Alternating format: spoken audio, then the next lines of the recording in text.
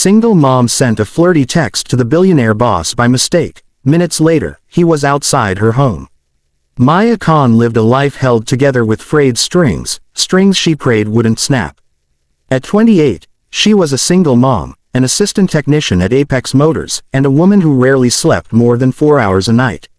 Bills never stopped, responsibilities never rested, and neither did she.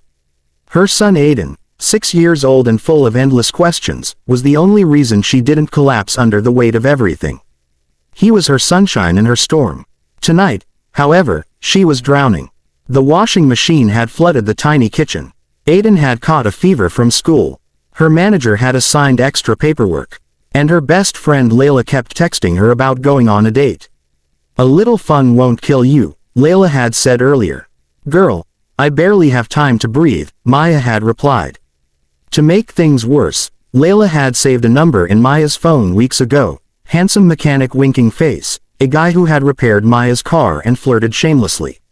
Layla had insisted Maya text him tonight.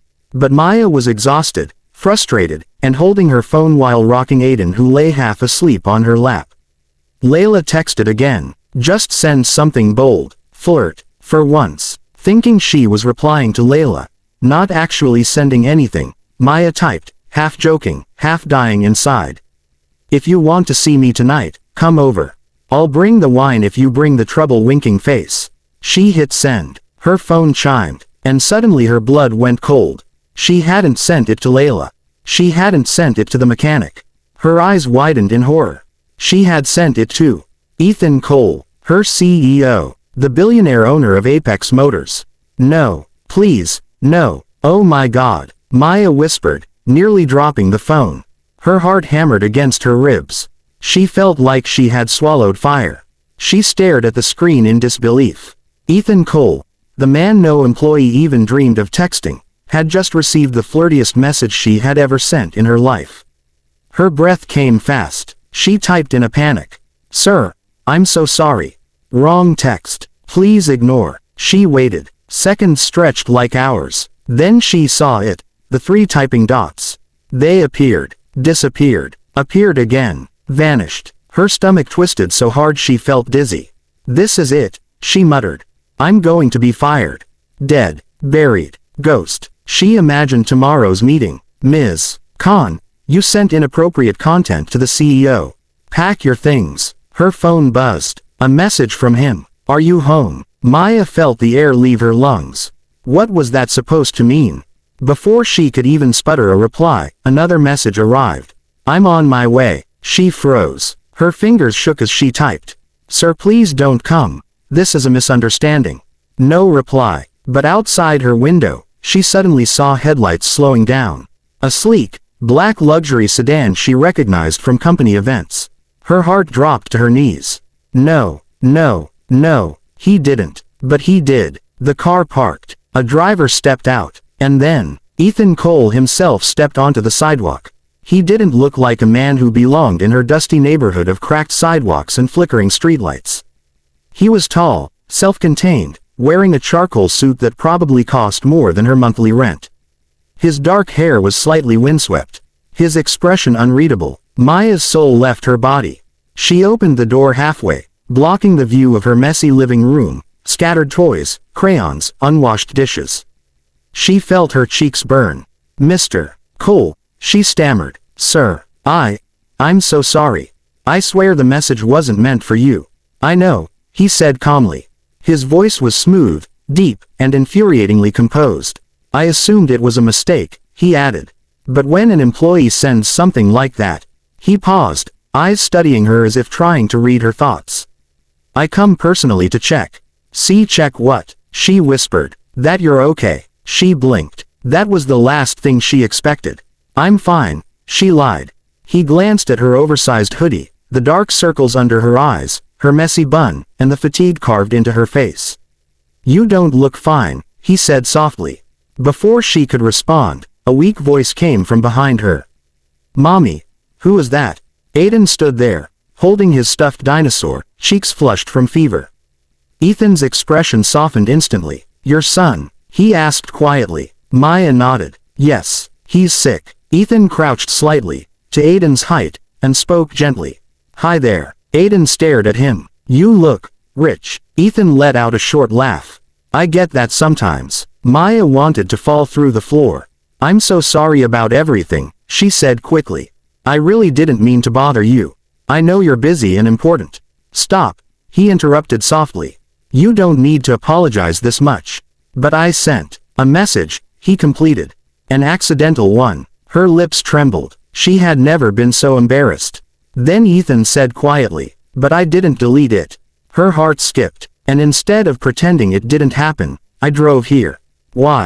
she whispered. There was a long silence. Finally he said, "Because something in your message made me think you've been carrying too much alone."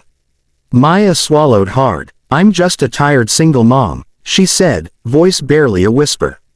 "You're more than that," he replied. He stepped a little closer, slow and cautious, like he didn't want to startle her. "May I come in?" he asked. Maya panicked inside her head. Her house was a disaster. Her life was a disaster. Nothing about her world fit into the world of a billionaire. She shook her head. "Not unless you're ready to trip over toys and chaos." His lips curved into the faintest smile, the first genuine one she'd ever seen from him. "Chaos doesn't scare me." He stepped inside. For a moment, Maya just stood there, shocked, breathless, trying to understand how a single mistaken text had brought the billionaire CEO of her company into her tiny living room. Inside, he looked around, not with judgment, but with quiet curiosity. Aiden coughed. Ethan immediately looked concerned. "Does he have a doctor?" "We don't always afford it," Maya admitted.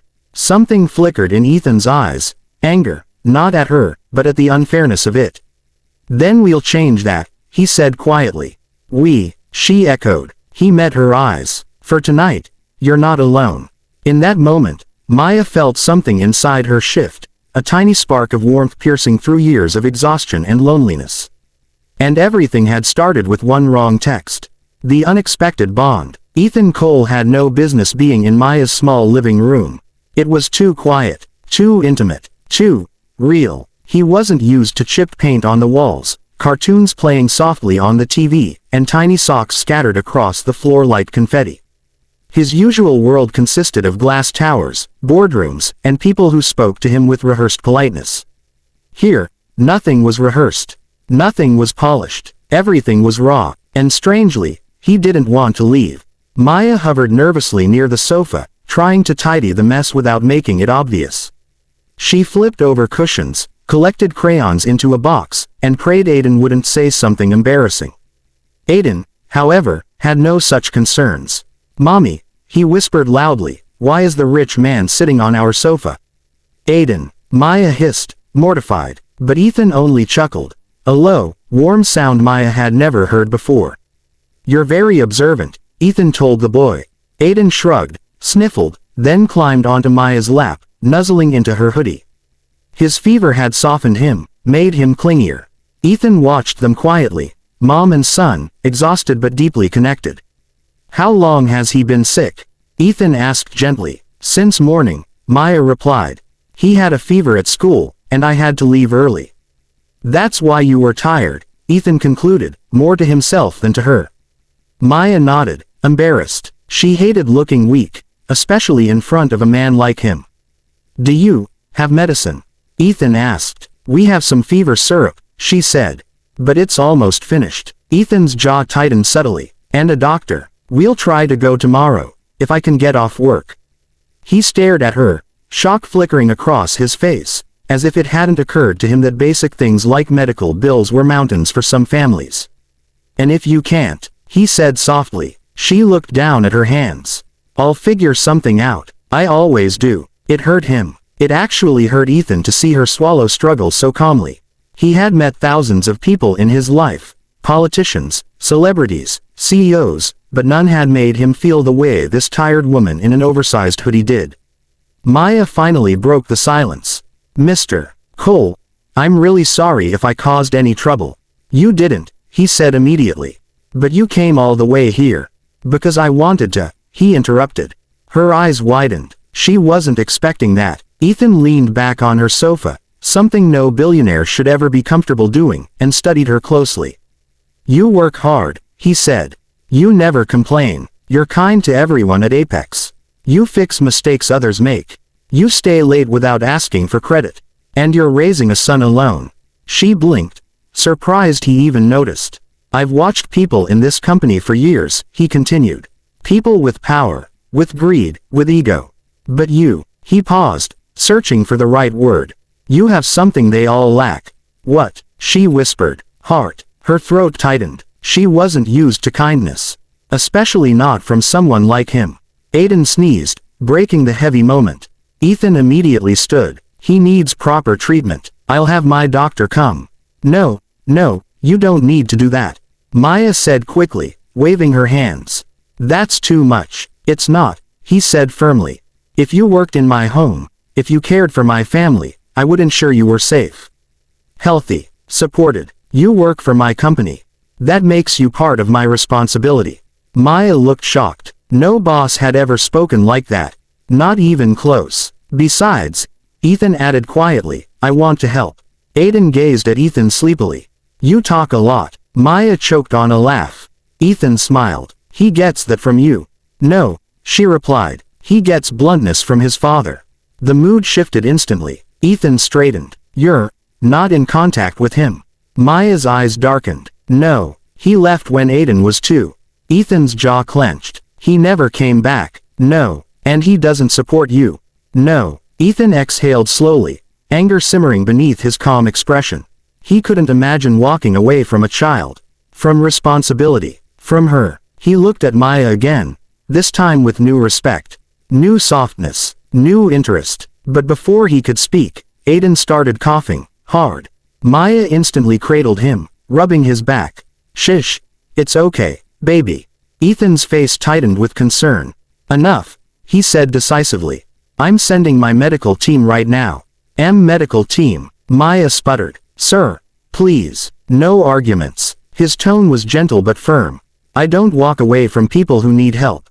She stared at him, confused, overwhelmed, and a little afraid of what he was feeling. Because he didn't look like a CEO anymore. He looked like a man who cared. Ethan called someone, speaking in low, commanding tones.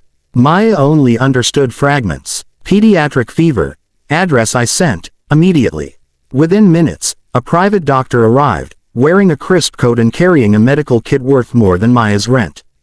After examining Aiden, the doctor smiled. Nothing serious. Just a viral fever. He'll be fine with proper rest and medication. Relief washed over Maya so hard she nearly cried. When the doctor left, Maya turned to Ethan. Why are you doing this? She whispered. People like you don't show up for people like me. He stepped closer. I don't care about people like me, he said softly. I care about you. Her breath caught. Ethan realized what he had said, but he didn't take it back. Not even close. Aiden finally fell asleep in her arms, and Maya gently laid him on the sofa. When she turned, Ethan was watching her with something warm, unfamiliar, and intense in his eyes. Maya, he said, voice low, that text you sent me, it wasn't just bold.